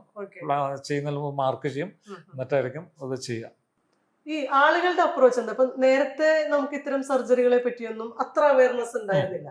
ഇപ്പം അതിനെ പറ്റിയിട്ട് പലതരത്തിലുള്ള അവയർനെസ്സിനുള്ള സാധ്യതകളുണ്ട്. ആളുകൾ തമ്മിൽ പണ്ടുള്ളതും ഇപ്പോഴുള്ളതും തമ്മിൽ വ്യത്യാസം തോന്നിയിട്ടുണ്ടോ? ഡിമാൻഡ്സ് കൂടുതലുണ്ടോ? ആളുകൾ പ്രശ്നങ്ങളെ കറക്റ്റ് ചെയ്യാൻ പറ്റുന്ന ഒന്നാണെന്ന് മനസ്സിലാക്കുന്നുണ്ടോ? ഇപ്പം സോഷ്യൽ മീഡിയയിലും പിന്നെ വാട്സപ്പ് ഗ്രൂപ്പ് അങ്ങനത്തെ ഗ്രൂപ്പുകളിലൊക്കെ ഇതിനെപ്പറ്റി ധാരാളം ആർട്ടിക്കിളും കാര്യങ്ങളും വരുന്നുണ്ട്. അപ്പൊ എല്ലാവർക്കും അറിയാം എന്ത് ചെയ്യണം, എവിടെ പോകണം, എങ്ങനെ ചെയ്യണം എന്നുള്ള ഇതൊക്കെ അവൈലബിൾ ആണെന്നുള്ള കാര്യം അറിയാം. നേരത്തെ അത് അറിയില്ലായിരുന്നു. പലരും കുറെ വർഷങ്ങളോളം കൊണ്ടുവന്നിട്ട് പിന്നീടാണ് അറിയുന്നത് ഇത് ബ്രസ്റ്റ് റെഡ്യൂസ് ചെയ്യാൻ പറ്റും. താഴെ വ്രണങ്ങൾ ഇതൊക്കെ വരുമ്പോഴാണ് അന്വേഷിച്ച് ഹോസ്പിറ്റലിലേക്ക് വരുന്നത്. എന്നിട്ട് ആ ഹോസ്പിറ്റലിലെ ഡോക്ടർമാരാണ് നമ്മുടെ അടുത്തേക്ക് വിടുന്നത്. അത് പലർക്കും അറിയില്ല ഇത് ചെയ്ത് കറക്റ്റ് ചെയ്യാൻ പറ്റുന്ന ഒരു സംഗതിയാണെന്നുള്ള കാര്യം. അതുപോലെ തന്നെ മറ്റ് ഇപ്പൊ ബ്രസ്റ്റിന്റെ കാര്യം ഇങ്ങനെ, അതല്ലാത്ത എന്തൊക്കെ രോഗമല്ലാതെ എന്നാൽ മെന്റൽ ട്രോമ ഉണ്ടാക്കുന്ന അവസ്ഥകൾ ഉണ്ടാവുമല്ലോ, അതെന്തൊക്കെ സംഗതികളാണ് ഉള്ളത്? എനിക്ക് തോന്നുന്നു അബ്ഡോമൻ അങ്ങനത്തെ ഒരു പ്രശ്നം തന്നെയാണെന്ന്. അതെ അതെ ചിലർക്ക് പ്രൊട്രൂഡ് ചെയ്തേക്കുന്ന അബ്ഡോമൻ, അത് പ്രൊജക്ട് ചെയ്ത് കൂടുതൽ പ്രൊജക്ട് ചെയ്ത് നിൽക്കണേ. നമ്മൾ എത്ര എക്സർസൈസ് ചെയ്താലും കുറയില്ല, അവിടെ ഫാറ്റ് ഇങ്ങനെ തൂങ്ങി നിൽക്കും. അത് കൂടുതലായിട്ട് കാണുന്ന ഡെലിവറിക്ക് ശേഷമാണ്. ഡെലിവറിക്ക് ശേഷം ആ സ്കിൻ കുറേ ആൾക്കാരുടെ പേര് കുറേ പൂർവ്വസ്ഥിതിയിലാകില്ല. അപ്പോൾ അതിൽ ഫാറ്റ് ഉണ്ടാവും, മസിലിൻ്റെ വീക്ക്നെസ് കൊണ്ട് പ്രൊട്രൂഡ് ചെയ്ത് നിൽക്കും. അങ്ങനത്തെ കേസുകളുണ്ട്. ഇതൊന്നും ഇല്ലാതെ തന്നെ അബ്ഡോമൻ വലുതായി വരുന്ന കേസുകളുണ്ട്. ഈവൻ മുട്ട് വരെ എത്തുന്ന അബ്ഡോമൻ വരെ നമ്മൾ കണ്ടിട്ടുണ്ട്. പിന്നെ അവർക്ക് ബാലൻസ് ഇല്ല, നടക്കാനായിട്ട് ബാലൻസ് ഇല്ല, മുമ്പിലേക്ക് കുരിയുമ്പം വളഞ്ഞു പോവുക ചെയ്യുക. അതുപോലെ തന്നെ നേരത്തെ പറഞ്ഞ പോലെ തന്നെ ബാക്ക് പെയിൻ, അങ്ങനത്തെ കാര്യങ്ങൾ. സ്കിന്നടിയിൽ അൾസറേറ്റ് ചെയ്യും, സ്കിന്ന് ഒരഞ്ഞിട്ട് രണ്ട്. അതൊക്കെ ഒരു പ്രോബ്ലമാണ്. അതിനെപ്പറ്റിയൊക്കെ ജനങ്ങൾ കൂടുതൽ അവെയറാണ്. അപ്പോൾ അങ്ങനത്തെ കേസുകളപ്പം പണ്ടത്തേക്ക് കൂടുതൽ ആൾക്കാർ വരുന്നുണ്ട് കറക്റ്റ് ചെയ്യാൻ വേണ്ടിയിട്ട്. ജന്മന തന്നെ ഉള്ള കൈക്കൊക്കെ അനോമലി ആയിട്ട് ജനിക്കുന്ന കുട്ടികളുടെ പ്രശ്നങ്ങൾ, അപ്പൊ അത് എപ്പോഴാണ് ഇത് റിപ്പയർ ചെയ്യേണ്ടത്, എന്താണ് ചെയ്യേണ്ടത് എന്നൊക്കെയുള്ള ഒരു അവയർനെസ് കൊടുത്താൽ നല്ലതായിരിക്കും തോന്നുന്നു. സാധാരണ കുട്ടികൾ ഡെവലപ്പ് ചെയ്യുന്ന സമയം 1 ഇയറിന് മുമ്പാണ് ഈ കറക്ഷൻസ് ഒക്കെ ചെയ്യുന്നത്. കാരണം എന്താന്ന് വെച്ചിട്ടുണ്ടെങ്കിൽ കുട്ടികൾ അതിലോട്ട് അഡാപ്റ്റ് ചെയ്യും. അപ്പോൾ ഇപ്പോൾ കോമൺലി കാണുന്ന ഇഷ്യൂസ് എന്ന് പറയുന്നത് ഫ്യൂസ്ഡ് ആയിട്ടുള്ള ഫിംഗേഴ്സ് വരാം. അത് എല്ലാവരിലും ഫ്യൂസ് ചെയ്തിരിക്കുന്നുണ്ടാവും? ഇല്ല, എല്ലാ വിരലും ഫ്യൂസ് ചെയ്യുന്നിരിക്കുന്ന കേസസും ഉണ്ടാവാം, അല്ലാത്തതായിട്ടും ഉണ്ടാവാം. അത് മോസ്റ്റ്ലി അത് ഏത് വിരലാണ് ഇൻവോൾവ് എന്ന് വെച്ചിട്ടാണ് അതിന്റെ ഡിഫോമിറ്റിയും കാര്യങ്ങളും ഒക്കെ കൂടുതൽ വരുന്നത്. ഇപ്പൊ നമ്മള് ലെങ്ത് ഡിഫറൻസ് കൂടുതലുള്ള ഫിംഗേഴ്സ് തമ്മിൽ ഫ്യൂസ്, ഇപ്പൊ റിംഗ് ഫിംഗറും ലിറ്റിൽ ഫിംഗറും തമ്മിൽ ഫ്യൂസ്ഡ് ആണെങ്കിൽ അത് എത്രയും പെട്ടെന്ന് ചെയ്യാനാ പറയാ. കാരണം ഈ റിംഗ് ഫിംഗറിന്റെ ഗ്രോത്ത് അത് ബെൻഡ് ചെയ്ത് വരും ലിറ്റിൽ ഫിംഗറുമായിട്ട്. അതിന്റെ ലെങ്ത് ഡിസ്ക്രിപ്പൻസി അത്രയേ ഉള്ളതുകൊണ്ട്. നേരെ മറിച്ച് ഇപ്പൊ മിഡിൽ ഫിംഗറും ഇൻഡെക്സ് ഫിംഗർ ആണെങ്കിൽ അത്രയ്ക്ക് വ്യത്യാസം വരുന്നില്ല. അപ്പൊ അത് കുറച്ചുനാൾ കഴിഞ്ഞാലും വലിയ ഇഷ്യൂസ് വരാൻ പോകുന്നില്ല.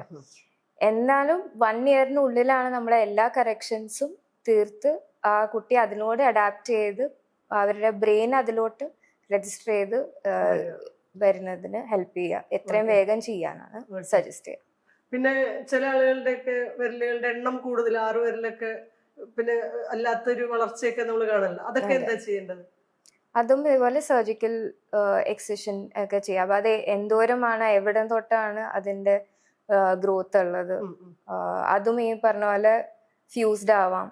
ഫ്യൂസ്ഡ് ആണെങ്കിൽ അത് സെപ്പറേറ്റ് ചെയ്തെടുക്കണം. അതില് ഫങ്ഷണൽ ആയിട്ടുള്ള ഫിംഗറിനെ കീപ്പ് ചെയ്തുകൊണ്ട് മറ്റേത് എക്സ്ട്രാ ഡിജിറ്റിനെ എടുക്കണം. എക്സെഷൻ ആണ് ചെയ്യുക.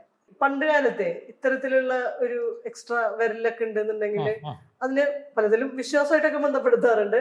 അങ്ങനത്തെ കുറെ എന്താ പറയാ തോന്നലുകൾ മനുഷ്യർക്ക്, അതായത് ശരീരത്തിന്റെ പ്രശ്നമാണെന്ന് അല്ലാത്ത രീതിയിലുള്ള കുറെ തോന്നലുകളായിട്ട് കുറെ തെറ്റിദ്ധാരണകളും കൊണ്ട് അങ്ങനെ വരാറുണ്ടോ പേഷ്യൻസ്?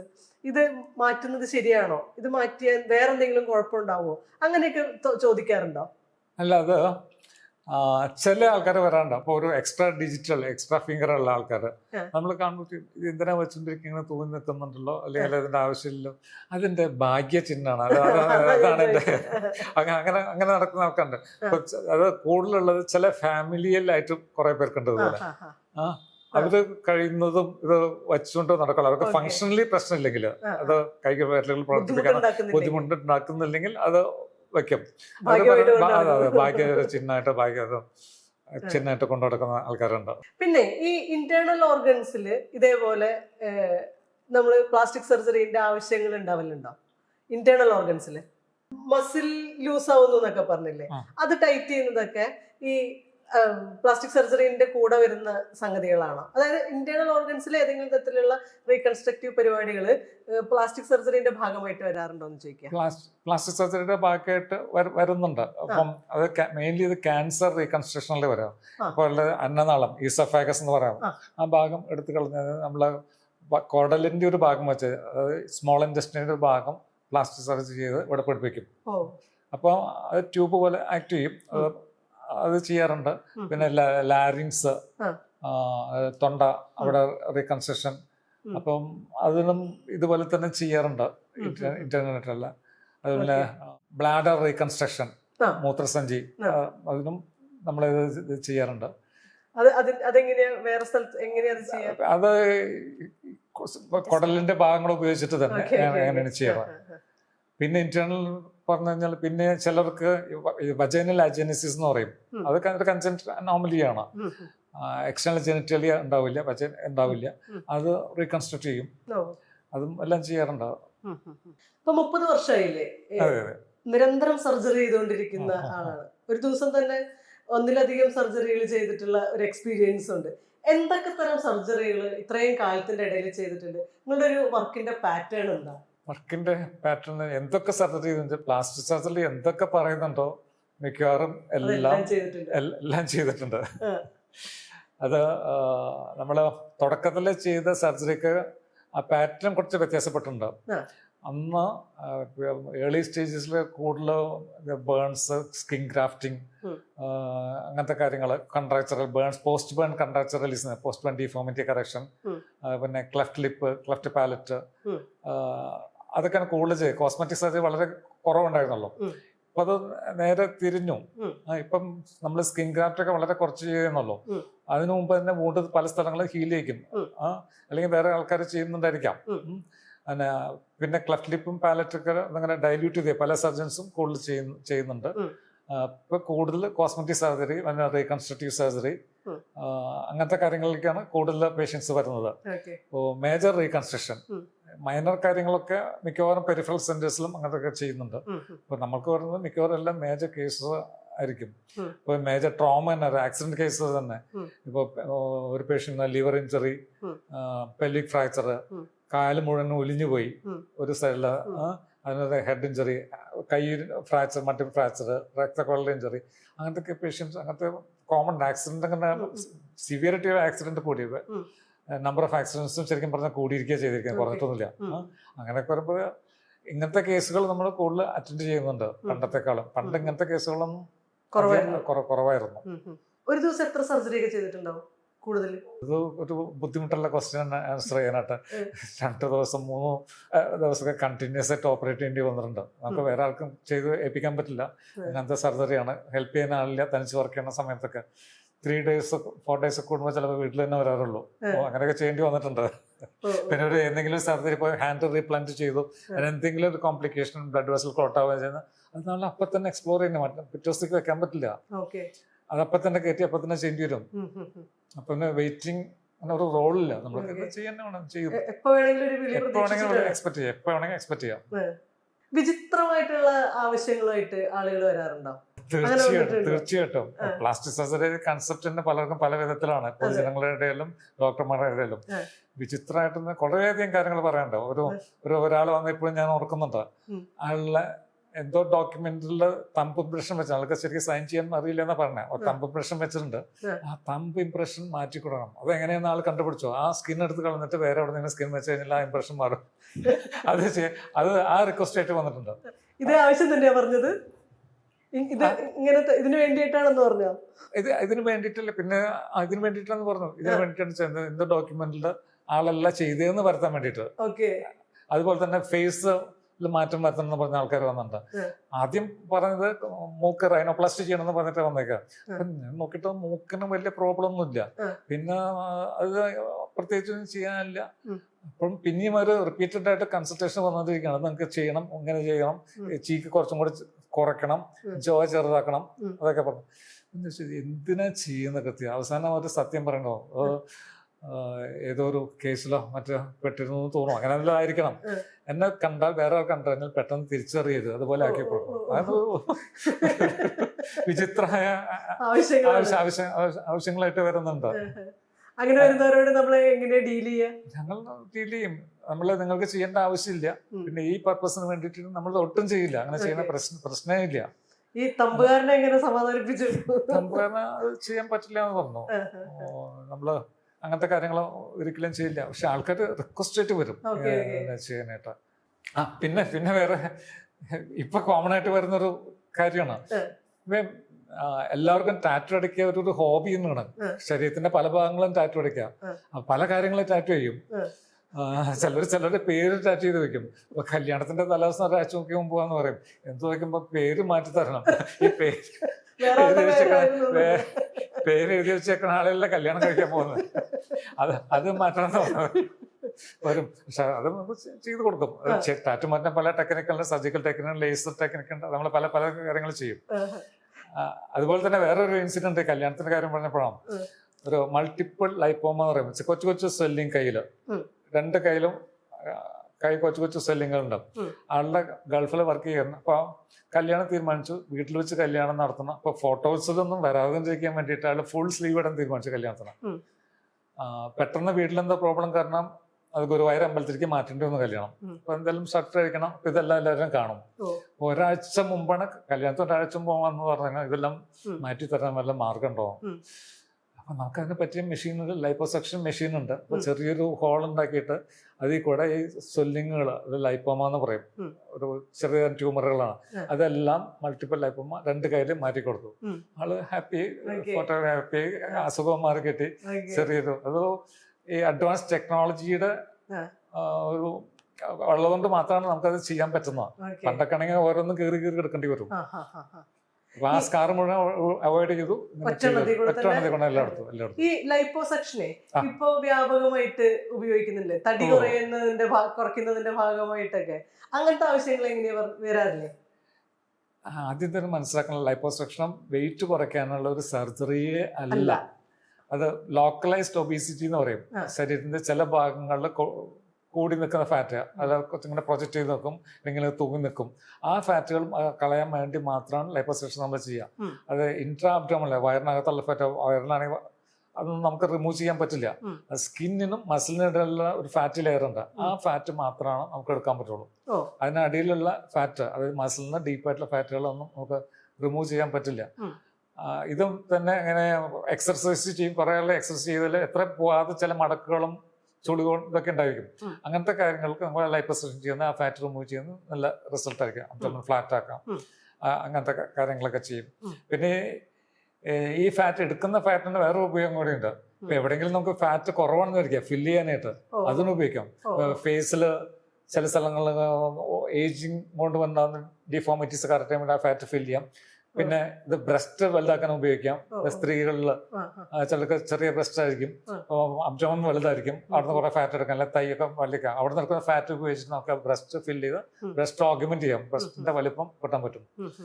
അത് ഇപ്പം കോമൺ ആയിട്ട് ചെയ്യുന്ന ഒരു പ്രൊസീജിയറാണ് ലൈപ്പോസക്ഷൻ എന്ന് പറയുന്നത്. സോഷ്യൽ മീഡിയ ഒക്കെ തുറന്നു കഴിഞ്ഞാലേ തടി കുറയ്ക്കാനുള്ള പരിപാടികൾ എന്നുള്ള രീതിയിൽ അതും ഈ നമ്മുടെ ആവശ്യമായിട്ട് വരാറുണ്ട്. തടി കുറയ്ക്കുക, ബോഡി ടോൺ ചെയ്തെടുക്കുക, അതിനു വേണ്ടിയിട്ട് പ്ലാസ്റ്റിക് സർജനെ സമീപിക്കാറുണ്ടോ?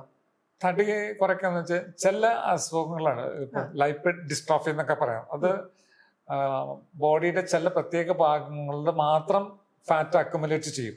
ഇപ്പൊ ലൈപ്പിഡ് ഡിസ്ട്രോഫി കൂടുതൽ കണ്ട ചില ഫെമിലിയിലായിട്ടുണ്ടാവും, ചില പാരമ്പര്യമായിട്ട് കുടുംബങ്ങൾ കാണാറുണ്ട്. ചില അറബ് കൺട്രീസിലെ ചില ആൾക്കാർക്ക്, അങ്ങനത്തെ കുറെ അല്ല ആഫ്രിക്കൻ കൺട്രീസിലെ മെയിൻലി തൈസ്, ബട്ടക്, ആ റീജിയൻ മാത്രമേ വലുതായിരിക്കുള്ളൂ ഫാറ്റ് അക്യുമുലേറ്റ് ചെയ്യുള്ളൂ. ബാക്കി വലിയ കുഴപ്പമുണ്ടാകുന്നില്ല. അപ്പൊ അങ്ങനെ ഒന്ന് ലേഡീസ് ഉണ്ട്, അത് നമ്മൾ ചെയ്യും. ആ ഫാറ്റ് മുഴുവൻ എടുത്ത് കളയും. അപ്പൊ അതിലൊരു ഇൻട്രസ്റ്റിംഗ് ഒരു കേസ് എന്ന് വെച്ചാൽ ഒരു ആഫ്രിക്കൻ ലേഡിയാണ്. അവര് ഇവിടെ വന്ന് നമ്മുടെ അടുത്ത് വെച്ചാൽ അവരുടെ പ്രോബ്ലം എന്ന് വെച്ചാൽ അവർ ആസെറ്റ്സ് അത്ര വലിയ സൈസ് ഒന്നുമില്ല, പക്ഷെ ഫ്ലൈറ്റിൽ ട്രാവൽ ചെയ്യുമ്പം ഇരിക്കാൻ പറ്റില്ല. ആ സീറ്റ് അവർക്ക് പോരാ, വിട്ടുപോരാ ഇരിക്കാനായിട്ട്. ഈവൻ ബിസിനസ് ക്ലാസ് വരെ ട്രാവൽ ചെയ്യാൻ കുറച്ച് ബുദ്ധിമുട്ടാണ്. ഇവിടെ നമ്മൾ മെയിൻലി ബട്ടക് റീജിയൻ മാത്രം ഫാറ്റ് എടുത്ത് കളഞ്ഞു. ഒരു 12 to 15 ലിറ്റേഴ്സ് എടുത്ത് കളഞ്ഞു രണ്ട് സൈഡിൽ നിന്നുമായിട്ട്. കംഫർട്ടബിൾ. അതേപോലെ തന്നെ ലൈപ്പോഡിസ്ട്രോഫിയുടെ ഒരു കുട്ടി ചെയ്ത് ഞാൻ ഓർക്കുന്നുണ്ട്. ഒരു 18 വയസ്സുള്ള പെങ്കൊച്ചാണ്, നടക്കാൻ പറ്റില്ല, അത് തൈലാണ് മെയിനായിട്ട്, തൈയും ഹിപ്പ് റീജിയനും. നടക്കുമ്പോൾ തൈ സോണിൽ കൂട്ടിമുട്ടും, കാലകത്തി വെച്ചിട്ട് വേണം നടക്കാനായിട്ട്. അപ്പം ആ വാക്കിംഗ് തന്നെ മാറും, നടത്തം തന്നെ മാറും, ഒക്കോടെ മാറും. അപ്പം അതിനും ഇതുപോലെ തന്നെ ലൈപ്പോസക്ഷൻ ചെയ്തു, തൈ കുറച്ചോ, അത് സ്റ്റേജിലായിട്ട് ചെയ്തു, ഒറ്റ സ്റ്റേജിൽ ചെയ്യാൻ പറ്റില്ല. അതിന് ടോട്ടൽ ഒരു 20 ലിറ്ററോളൊക്കെ എടുത്ത് കളഞ്ഞിട്ടുണ്ട്. ഒരു സമയം എടുക്കാവുന്ന ലൈപ്പോസക്ഷൻ ലിമിറ്റ് ഉണ്ട്, അപ്പോൾ കംപ്ലീറ്റ് എടുക്കില്ല. ഒരു സൈഡും ഒരു ഭാഗം തൈയുടെ ഉൾവശത്ത് ചെയ്യും, പിന്നത്തെ സ്റ്റേജിൽ പുറംവശം ചെയ്യും, പിന്നെ ബട്ടക്ക് ചെയ്യും. അങ്ങനെ സ്റ്റേജിലായിട്ട് തന്നെ ചെയ്യാം. പിന്നെ ഈ ലൈപ്പോസക്ഷൻ തന്നെ ചില ആൾക്കാർക്ക് ജോബ് ഓപ്പർച്യൂണിറ്റി അല്ലെങ്കിൽ ജോബിന് ജോയിൻ ചെയ്യാൻ വേണ്ടി ചിലപ്പോൾ ചെയ്യേണ്ടി വരാറുണ്ട്. അങ്ങനെ വന്നിട്ടുണ്ട്. വിശേഷ ഈ എയർക്രാഫ്റ്റിൽ വർക്ക് ചെയ്യുന്ന എയർ ഹോസ്റ്റസ്, പിന്നെ യൂണിഫോം ഇടുന്ന ചില പോലീസ് ഡിപ്പാർട്ട്മെന്റ് ആൾക്കാർക്ക്, അവർക്കത് ബോഡി ഫിറ്റ് ആണെന്ന് കാണിക്കുമ്പോൾ ഓക്വേർഡ് ആയിട്ട് തോന്നുവരുത്. ഇപ്പം ടൈറ്റ് യൂണിഫോം ഉണ്ടോ, അപ്പൊ അതിന് വേണ്ടിയിട്ടും ചിലർ വരാണ്ട്. അപ്പൊ അവർക്കത് കിട്ടുന്നത് ചെയ്ത് കൊടുത്തോണ്ടാണ് ജോബ് കിട്ടുന്നത്, അല്ലെങ്കിൽ അതെല്ലാം റിജക്റ്റഡ് ആവും. വേറെ ഒരു വിചിത്രമായ അനുഭവം കൂടി പറയാം. ഒരു അഡൾട്ട് പേഷ്യൻ്റ് ആണ്, 45 years 50 years ഓൾഡ്. ആളുകള് വന്നിട്ട് തീർത്തും കേൾക്കാൻ പറ്റാത്ത, അത് പറയാൻ കുറച്ച് ബുദ്ധിമുട്ടും കൂടിയുള്ള ഒരു കംപ്ലൈന്റ് ആയിട്ടാണ്. ആളുടെ എക്സ്റ്റേണൽ ജെനിറ്റേലിയ അതിൻ്റെ സർക്കംസിഷൻ ചെയ്തിട്ടുണ്ട്. അതായത് അതിൻ്റെ അഗ്രം കളയും, അതിനെ സക്കം മുറിച്ച് കളഞ്ഞിട്ടുണ്ട്. അത് പഴയതുപോലെ ആക്കി തരണം എന്ന് പറഞ്ഞിട്ടുള്ള. അപ്പം ഞാൻ എന്തിനാണെന്ന് ചോദിച്ചു. അത് എനിക്കിപ്പോൾ അങ്ങനെ വേണമെന്ന് തോന്നണോ, എന്തോ എന്നിൽ നിന്ന് പോയ പോലെ തോന്നണോ. അപ്പൊ ഈ സർക്കംസിഷൻ ചെയ്യുന്ന വെച്ചാൽ പല കാര്യങ്ങളും, ഒന്ന് റിലീജിയസ് സർക്കംസിഷൻ ഉണ്ട്, അതല്ലാതെ ചില അസുഖങ്ങൾക്ക് വേണ്ടിയിട്ടും സർക്കംസിഷൻ ചെയ്യും. അത് അറ്റം ചുരുങ്ങിയിരിക്കും, അപ്പം യൂറിൻ പാസ് ചെയ്യുമ്പോൾ ബലൂൺ പോലെ വീർത്ത് വരും, ഇടയ്ക്കിടയ്ക്ക് യൂറിനറി ഇൻഫെക്ഷൻ വരും. അതിന് സർജിക്കലി നമ്മൾ ഇത് ചെയ്യണം, സർക്കംസിഷൻ ചെയ്യണം. അപ്പം അന്ന് എനിക്കും ഇതിനെപ്പറ്റി വലിയ ഐഡിയ ഇല്ല, എന്ത് ചെയ്യണം. ഈ ആള് ചോദിച്ചപ്പോ എങ്ങനെ ഇത് റീകൺസ്ട്രക്ട് ചെയ്യും, അങ്ങനെ ഒരു ടെക്നിക്ക് നമ്മൾ ഇതുവരെ കേട്ടിട്ടില്ല, ബുക്കിൽ ഡിസ്ക്രൈബ് ചെയ്തിട്ടില്ല. അപ്പൊ ഞാൻ ഇതിനെ പറ്റി ആലോചിച്ചു, എങ്ങനെ സർക്കംസിഷൻ ചെയ്യാതെ ഈ ഫൈമോസിസ് എന്നുള്ള കണ്ടീഷൻ കറക്റ്റ് ചെയ്യാൻ പറ്റും. അപ്പൊ അതിന് ടെക്നിക്ക് ഉണ്ട്, അതിന് പ്ലാസ്റ്റിക് സർജറി ടെക്നിക്ക് ഉണ്ട്. ഒരു കൊച്ചിനെ കൊണ്ടുവരാണ് ഫൈമോസിസ് ആയിട്ട്, അവര് ഞാൻ നോട്ട് വില്ലിങ് ഫോർ സർക്കംസിഷൻ. അപ്പം നമ്മൾ പ്ലാസ്റ്റിക് സർജറി ടെക്നിക്ക് ഉപയോഗിച്ച് അവിടുത്തെ സ്കിൻ ഒട്ടും കളയാതെ തന്നെ അത് റിലീസ് ചെയ്ത് അത് നോർമൽ ലുക്കിംഗ് ഒരു പെനൽ സ്കിന്നാക്കി മാറ്റാൻ പറ്റും. നമ്മൾ ഒട്ടും കളയുന്നില്ല, നോർമൽ ലുക്കിംഗ് ആയിരിക്കും. അങ്ങനെ ചെയ്യാനുള്ള ഇപ്പൊ നമ്മൾ ചെയ്യുന്നത് ഇപ്പൊ ഫൈമോസ്. അതും പലർക്കും അറിയില്ല. ഞാൻ മറ്റേ ഈ റീസെന്റ് ആയിട്ടാണ് ഇത് ചെയ്തു തുടങ്ങിയത്, ഞാൻ മനസ്സിലാക്കിയത്. ഇത് പേഷ്യന്റ് ഇങ്ങനെ ചോദിച്ചുകൊണ്ടാണ് എന്നെ ഇൻവെസ്റ്റിഗേറ്റ് ചെയ്ത് ഇങ്ങനെ ചെയ്യാൻ പറ്റുന്ന മനസ്സിലാക്കി. ഇപ്പൊ ഞാൻ ചെയ്യുന്നുണ്ട്, വരുന്നവർക്ക് ഇങ്ങനെ റിക്വസ്റ്റ് ചെയ്ത് വരുന്നവർക്ക് ചെയ്തു കൊടുക്കുന്നു. പിന്നെ വേറൊരു ഇൻട്രസ്റ്റിംഗ് ആയിട്ട് നേരത്തെ പറഞ്ഞല്ലോ, വിട്ടുപോയ കൈകള് വെച്ച് പിടിപ്പിക്കാം, അങ്ങനെ പുനർനിർമ്മിക്കാം എന്നൊക്കെ പറയാം. അത് നമ്മൾ ചെയ്യാറുണ്ട്, ഹാൻഡ് റീപ്ലാന്റ് ചെയ്യാറുണ്ട്. കൈ വാള് കൊണ്ട് മുറിഞ്ഞു പോയി. അപ്പം സാധാരണ അങ്ങനത്തെ സർജറി ഒക്കെ ചെയ്യുമ്പോൾ സാധാരണ ന്യൂസിലൊക്കെ വരും, പേപ്പറിലും ടി വിയിലൊക്കെ ഇങ്ങനെ വരും, ഇങ്ങനെ ഹോസ്പിറ്റലിൽ അല്ലെങ്കിൽ ഡോക്ടർ ഇങ്ങനെ ചെയ്തു എന്നുള്ള കാര്യം. ഇത് ന്യൂസ് കേട്ടപ്പം നമ്മുടെ പഴയൊരു പേഷ്യന്റ് ബോംബ് ബ്ലാസ്റ്റിൽ കൈ പോയ പേഷ്യൻ്റാണ്. അത് അന്ന് പല സംഘങ്ങളിലുണ്ടായിരുന്ന കക്ഷിയാണ്.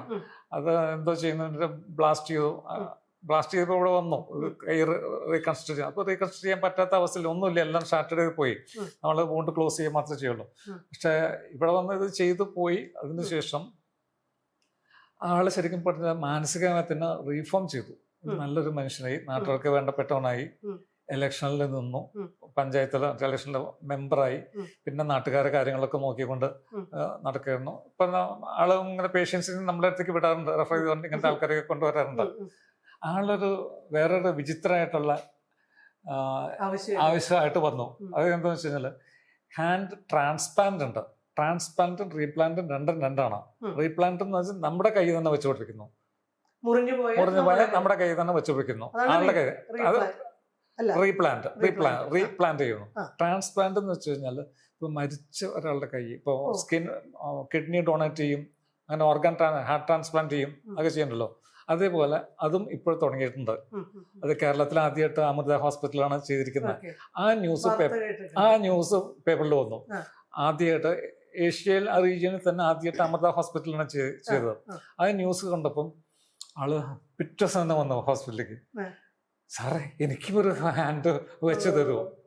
അത് ട്രാൻസ്പ്ലാന്റ് എപ്പോഴും ചെയ്യാന്ന് വെച്ചാൽ നമ്മൾ ബയലാറ്ററൽ ഹാൻഡ് പോയാൽ 2 കൈയും പോയ ആൾക്കാർക്ക് ചെയ്യുള്ളൂ. എന്നുവെച്ചാൽ അതിന് കുറെ ഇമ്മ്യൂണോസപ്രസീവ് തെറാപ്പി അങ്ങനത്തെ കാര്യങ്ങളൊക്കെ ലൈഫ് ലോങ് ചെയ്യേണ്ടി വരും. ഇമ്മ്യൂണോസപ്രഷൻ ഇത് റിജക്ട് ചെയ്യാതിരിക്കാൻ വേണ്ടിയിട്ട് വേറെ ആളുടെ ഹാൻഡ് വെക്കുന്നുണ്ട്. ഇതൊരു അനുഭവമാണ്. ആള് പറഞ്ഞു, ഓ എനിക്കും ഇതുപോലൊരു കൈ വെച്ച് തരണം. പുള്ളിക്ക് സങ്കടമായി. എന്ന് വെച്ചാൽ ഞാൻ പറഞ്ഞു 2 കൈയും പോയവർക്കാണ് സാധാരണ ഇത് ചെയ്യാറുള്ളൂ, 1 കൈ പോയവർക്ക് ചെയ്യാറില്ല. നിങ്ങൾക്ക് ചെയ്യേണ്ട ആവശ്യമില്ല, നിങ്ങൾ മറ്റേ കൈ കൊണ്ട് ബാക്കി കാര്യങ്ങൾക്ക് ട്രെയിൻ ചെയ്ത് ചെയ്യാവുന്നതാണ്. ആള് മറ്റേ കൈ കൊണ്ട് തന്നെ എഴുത്തും ഇതൊക്കെ തുടങ്ങിയിരുന്നു, ബാക്കി എല്ലാ കാര്യങ്ങളും ചെയ്യായിരുന്നു. ഈ ആർട്ടിഫിഷ്യൽ സാധനങ്ങൾ പിടിപ്പിക്കൂലേ, അത് വേറെ തന്നെ പരിപാടിയല്ല? അത് നമ്മുടെ ഡിപ്പാർട്ട്മെന്റിൽ അത് നമ്മുടെ ഡിപ്പാർട്ട്മെന്റ് വരുന്നതല്ല, അത് പ്രോസസ്സിംഗ് ഡിപ്പാർട്ട്മെന്റ് വരുന്നത്.